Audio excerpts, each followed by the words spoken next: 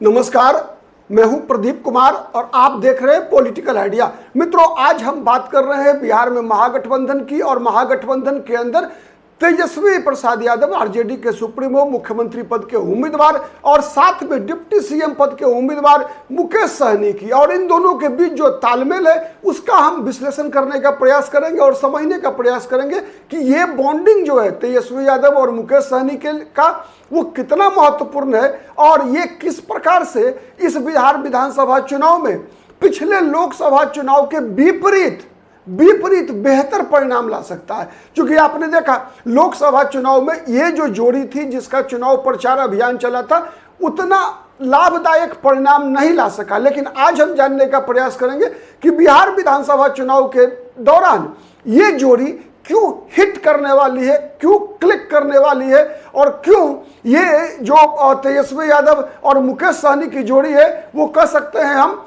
कि एक प्रकार से अर्जुन और भगवान श्री कृष्ण की जोड़ी के रूप में आप देखिए इसको।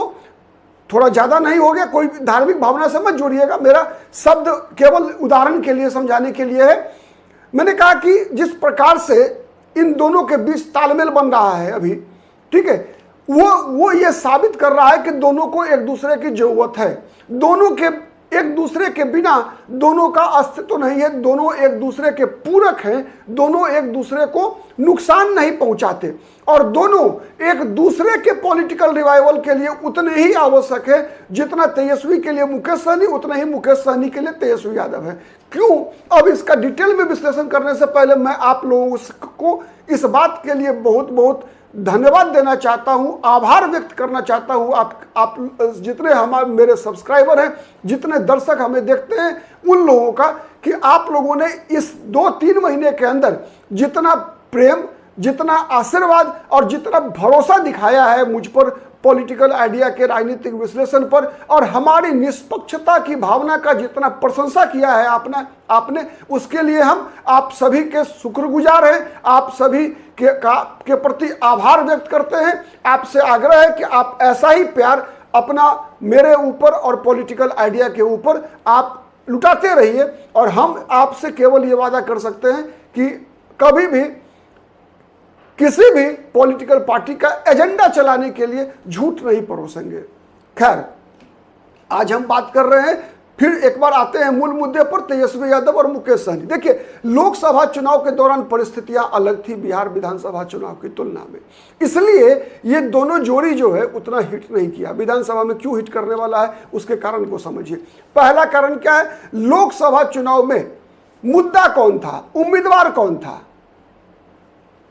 एनडीए में नरेंद्र मोदी उम्मीदवार थे, मुद्दा भी नरेंद्र मोदी थे, लेकिन महागठबंधन की तरफ से कौन उम्मीदवार था किसी को पता नहीं था। किसी को पता नहीं कि कौन है उम्मीदवार। महागठबंधन लगातार ये कहते रही कि हम लोग चुनाव जीतने के बाद प्रधानमंत्री का फैसला करेंगे। तो स्पष्ट है, एक सबसे बड़ा परिवर्तन आ गया कि आप केवल नकारात्मक प्रचार हो रहा था। मैं केवल बिहार की बात नहीं कर रहा, क्योंकि अभी आज हम चर्चा कर रहे हैं मुकेश सहनी और तेजस्वी यादव की। कई लोग ये आरोप लगाते हैं कि तेजस्वी यादव, मुकेश सहनी अकेले प्रचार कर रहे थे, बहुत भारी भारी भीड़ आ रही थी, लेकिन फिर भी सीटों में वो भीड़ कन्वर्ट नहीं हुआ। तो क्यों नहीं हुआ उसका मैं कारण बता रहा हूं।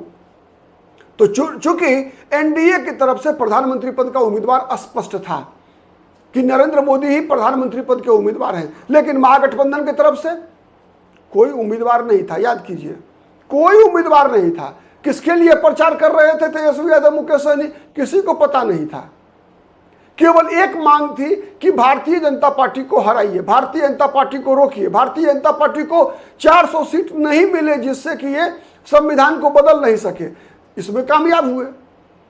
आपके पास जब कोई उम्मीदवार होगा प्रधानमंत्री का, तब तो आपके लिए सकारात्मक वोट पड़ेंगे।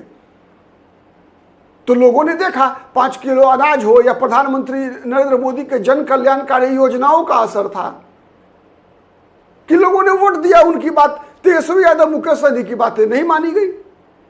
तो इसमें कोई रॉकेट साइंस तो है नहीं, सामान्य सी बात है। और आप इसके लिए तेजस्वी यादव और मुकेश सहनी की जोड़ी को जिम्मेवार नहीं ठहरा सकते। ठीक है, अब दूसरा मुद्दा मैं बता रहा हूं। दूसरा कारण क्या है कि ये जोड़ी इस बार सफल होगी, उसका सबसे पहला कारण समझिए। सबसे पहला कारण, जो लोकसभा चुनाव में इसके लिए डिमेरिट था वही विधानसभा चुनाव में मेरिट है। क्यों? इसलिए कि वहां पर लोकसभा चुनाव में महागठबंधन का, इंडिया अलायंस का कोई प्रधानमंत्री पद का उम्मीदवार नहीं था। आज एनडीए की तरफ से बिहार विधानसभा चुनाव में जब एनडीए जा रही है तो चुनाव जीतने के बाद एनडीए का कौन चीफ मिनिस्टर होगा यह स्पष्ट नहीं है, लेकिन महागठबंधन का चीफ मिनिस्टरियल कैंडिडेट स्पष्ट है कि तेजस्वी यादव चीफ मिनिस्टर बनेंगे। मुकेश सहनी डिप्टी सीएम के उम्मीदवार हैं, यह मुकेश सहनी की पार्टी की तरफ से स्पष्ट है। इसीलिए सकारात्मक मतदान जो लोकसभा चुनाव में नरेंद्र मोदी के पक्ष में हुआ था वही विधानसभा चुनाव में तेजस्वी यादव और मुकेश सहनी के पक्ष में, या जो विरोधी है एनडीए के, सबके पक्ष में होने की संभावना है।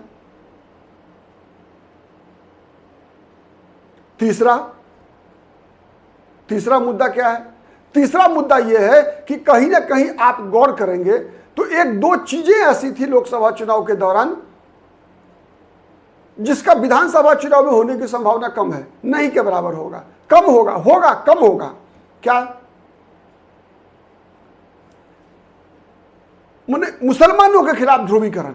चूंकि वहां पर प्रधानमंत्री पद के उम्मीदवार नरेंद्र मोदी थे तो निश्चित है कि बीजेपी का हिंदुत्व का जो खेल है वो खेल लोकसभा चुनाव में पीक पर आ जाता है।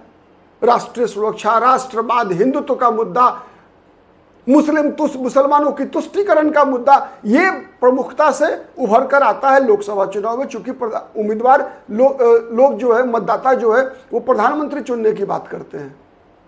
लेकिन विधानसभा चुनाव में क्या होगा? तो ऐसे मैं इसलिए समझा रहा हूं कि ऐसे बहुत बड़ा वर्ग है मतदाताओं का जो विधानसभा चुनाव में आरजेडी के लिए वोट करता है, लेकिन लोकसभा चुनाव में वो नरेंद्र मोदी के नाम पर, हिंदुत्व के नाम पर बीजेपी के लिए वोट डालता है। ऐसे कई बार मैं चर्चा कर चुका हूं उन आंकड़ों की, जिन आंकड़ों के आधार पर लोग कहते हैं कि बिहार में माई समीकरण टूट गया है। तो ये फैक्टर होता है। तो वो फैक्टर विधानसभा चुनाव में कम होगा, कहीं सीमांचल वगैरह में होगा। मैं इस बात से इनकार नहीं कर सकता कि ऐसा नहीं होगा, क्योंकि कई ऐसे विधानसभा सीट होते हैं जहां पर कि वो एक वहां के स्थानीय कारण है। वहां स्थानीय कारण है कि मुसलमान और यादव एक साथ वोट नहीं कर सकता। इसके ऐतिहासिक कारण है कि शहाबुद्दीन और शहाबुद्दीन के परिवार को यादवों का वोट नहीं मिलता है। उसके ऐतिहासिक कारण है, कोई आज का कारण है नहीं। और ये कारण को शायद तेजस्वी यादव भी खत्म नहीं करा सकते। वो स्थानीय लोकल फैक्टर्स हैं और वो बना रहेगा, इस बार भी बना रहेगा। मैं इस बात का दावा से बता रहा हूं आपको। जब परिणाम आएगा तो मिला लीजिएगा आप मेरे दावे से। तो ये जो फैक्टर है, लेकिन विधानसभा चुनाव में क्या होता है? वो कमता है, कम जाता है। लोग तेजस्वी यादव को मुख्यमंत्री बनाने के लिए वोट डालते हैं, वैसे ही जैसे लोकसभा चुनाव में प्रधानमंत्री बनाने के लिए नरेंद्र मोदी को वोट डालते हैं। क्योंकि मालूम है कि बिहार में कोई बीजेपी का मुख्यमंत्री पद का उम्मीदवार नहीं है, तो ऐसे बहुत सारे वोटर जो बीजेपी के वो जो बीजेपी को वोट देना चाहते हैं विधानसभा चुनाव में भी। लेकिन चूंकि विधानसभा चुनाव के दौरान ऐसा भी एक मतदाता वर्ग है, मैं बता रहा हूं, जो विधानसभा चुनाव के दौरान नीतीश कुमार को पसंद नहीं करता। वो बीजेपी का मुख्यमंत्री चाहता है, लेकिन चूंकि उम्मीदवार नीतीश कुमार होते हैं तो वो तेजस्वी यादव को वोट डालता है। ऐसा भी बहुत बड़ा मतदाताओं का वर्ग है। और सबसे महत्वपूर्ण यह है कि मुकेश सहनी विधानसभा चुनाव में क्यों ज्यादा इफेक्टिव होंगे, तेजस्वी यादव के साथ एक कॉम्बिनेशन बनेगा। उसका कारण समझिए। उसका कारण है कि अगर उप मुख्यमंत्री डिप्टी सीएम का उम्मीदवार मुकेश सहनी को बनाया गया तो मुकेश सहनी की जाति ही नहीं बल्कि अन्य अति पिछड़ी जातियों में दो चीजें होगी। एक तो अति पिछड़ी जाति एग्रेसिव पोल कर सकती है, और दूसरा प्रायः आज 20 वर्षों से नीतीश कुमार की जो राजनीति है उसमें अति पिछड़ों को नीतीश कुमार ने यादवों के खिलाफ खड़ा किया है।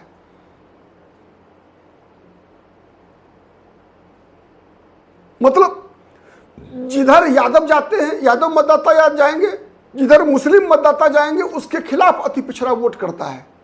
इसका सबूत है 2014 का लोकसभा चुनाव। जब नीतीश कुमार अलग से लड़ रहे थे तो अति पिछड़ा समाज बीजेपी को वोट कर रहा था। क्यों? इसलिए कि अति पिछड़ा को लग रहा था कि जो माई समीकरण के जो लोग हैं, जो मुस्लिम यादव आबादी है, उससे नीतीश कुमार अब हमें हमारी रक्षा करने में सक्षम नहीं है। बीजेपी ज्यादा बेहतर मुकाबला कर पाएगी माई का, इसीलिए वो अति पिछड़ा समाज 2014 के लोकसभा चुनाव में बीजेपी के साथ चला गया। जहां जहां अति पिछड़ों का सीट है उसका आप सूची निकाल कर देखिए 2014 में कौन जीता। मैं गिना रहा हूं आपको। अति पिछड़ा आबादी वाली सीट झंझारपुर, कौन जीता? बीजेपी। उससे पहले और उसके बाद कौन जीता? जनता दल यूनाइटेड। सुपौल 2014 में कौन जीता? बीजेपी। उससे पहले और उसके बाद कौन जीता? जनता दल यूनाइटेड। वैसे ही विधानसभा चुनाव की भी बहुत बड़ी सूची है, ठीक है। तो ये चीजें होती रही है, हुई है, लेकिन मुकेश सहनी के साथ में रहने से वो फैक्टर मिनिमाइज होगा, घटेगा। मुकेश सहनी के साथ जो वोटर हैं, जो उनकी जाति के लोग हैं, उनको आगे देखकर जो अन्य अति पिछड़ी जातियां हैं उनके अंदर भी विश्वास आएगा कि नहीं यार चलो बहुत दिन हो गया, अब डरने की जरूरत नहीं है। तो ये सब परिवर्तन है, जिस कारण से मैंने कहा कि मुकेश सहनी एक बेहतर सारथी हो सकते हैं तेजस्वी यादव के, और हैं तेजस्वी यादव के इस विजय रथ का। चूंकि जितने भी सर्वे हैं तेजस्वी यादव को नंबर 1 पे दिखा रहा है, तो तेजस्वी यादव कोई गलती नहीं करेंगे तो मुख्यमंत्री बनना तय है, ये मेरा मानना है, ठीक है। अब परिणाम क्या होगा कहना मुश्किल है अभी, लेकिन मेरा मानना ऐसा है कि आज भी अपर हैंड तेजस्वी यादव का है। लेकिन यही दिक्कत है कि कभी कोई गलती ऐसी न कर जाए जो विगत चुनावों में तेजस्वी यादव से हुई है। इस पर नजर बना के रखना होगा। आज के लिए इतना ही, बहुत बहुत धन्यवाद। फिर हम किसी अन्य मुद्दे पर आपके समक्ष हाजिर होंगे, तब तक के लिए नमस्कार।